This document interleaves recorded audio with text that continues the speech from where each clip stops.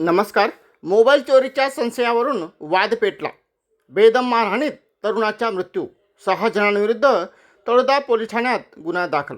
तळोदा तालुक्यातील केवलापाणी गावात मोबाईल चोरीच्या संशयावरून झालेल्या वादात एका तरुणाचा मृत्यू झाल्याची धक्कादायक घटना घडली आहे.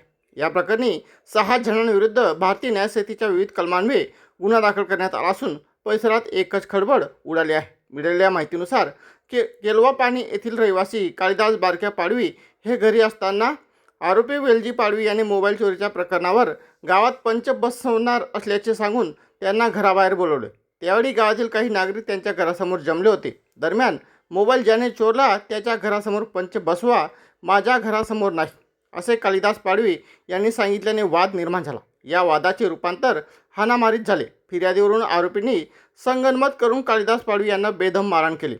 आरोपी वेलजी पाडवी यांनी लाकडी दांडक्याने डोक्यावर वार केल्याचे आरोप असून इतर आरोपींनीही लाथाबुक्क्यांनी मारहाण केली.